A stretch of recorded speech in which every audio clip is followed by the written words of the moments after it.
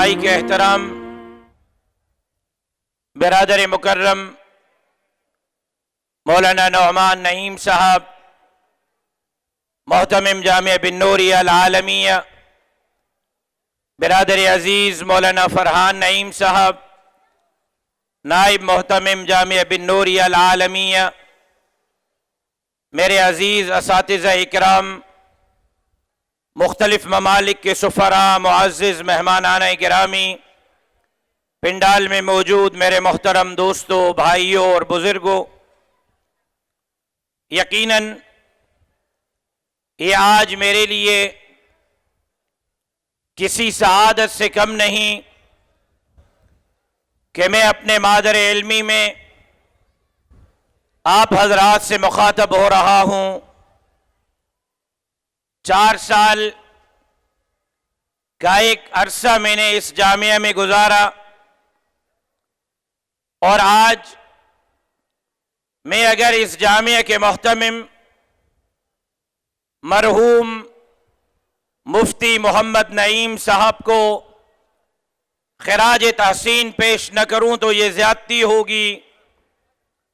کہ آج اس وقت میں ہماری بدقسمتی ہے کہ ملک پاکستان دن بدن آئے ہوئے مسائل کا شکار ہو رہا ہے۔ آج لوگ معاشی بدحالی کی وجہ سے، بد امنی کی وجہ سے ملک کو چھوڑنے پر مجبور ہو رہے ہیں۔ آج جب پاکستان کے بچے اچھی اور بہتر تعلیم حاصل کرنے کے لیے آکسفورڈ اور کیمبرج کا رخ کر رہے ہیں، اس وقت میں دنیا کے 72 ممالک سے بچوں کو پاکستان لا کر دین کی اور اسلام کی تعلیم دینا، اور پھر یہاں سے آج جب یہ فارغ التحصیل بن کر جائیں گے تو کوئی امریکہ میں، کوئی کینیڈا میں، کوئی برطانیہ میں، کوئی ملائیشیا میں، تو کوئی قطر میں، صرف جامعہ بن نوریہ کا نہیں، صرف دین اور اسلام کا نہیں، بلکہ پاکستان کا بھی سفیر بن کر جائے گا، اور یہ پاکستان کا نام روشن کرے گا۔ یقیناً اس احسن اقدام پر میں مفتی محمد نعیم مرحوم کو خراج تحسین اور خراج عقیدت پیش کرتا ہوں۔ اور آج میں اسٹیج پر موجود دور حدیث سے اور دارالفتہ سے فارغ التحصیل ہونے والے علماء اکرام اور ان کے والدین اور اساتذہ کو جہاں مبارکباد پیش کرتا ہوں، وہاں ان سے ایک امید بھی رکھتا ہوں، وہاں ان سے ایک توقع بھی رکھتا ہوں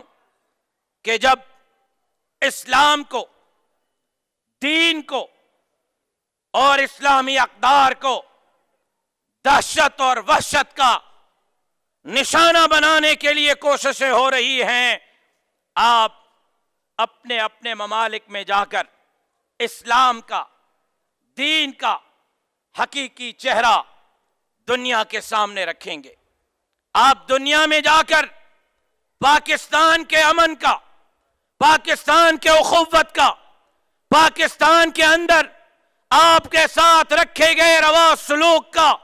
امین اور وارث بنتے ہوئے اس ملک کے سفیر بنیں گے، اور پاکستان کے لیے اور ہمارے لیے اور ہمارے اکابر اور اسلاف کے لیے اپنے دل کے اور دعاؤں کے دروازے کھلے رکھیں گے، تاکہ اکابر علماء اس ملک کے اندر اسلامی اقدار، مساجد اور مدارس، ختم نبوت اور دین اور اسلام کے سربلندی کے لیے اپنی تحریک اور جد و جہد جاری رکھ سکیں۔ میں اس موقع پر اپنے قائد، امت کے قائد، جمعیت علماء اسلام کے قائد حضرت مولانا فضل الرحمان صاحب دامت برکاتہم العالیہ کی طرف سے آپ کو، علماء کو، پورے دنیا کے اندر موجود مسلمانوں کو یہ اطمینان دلانا چاہتا ہوں کہ انشاءاللہ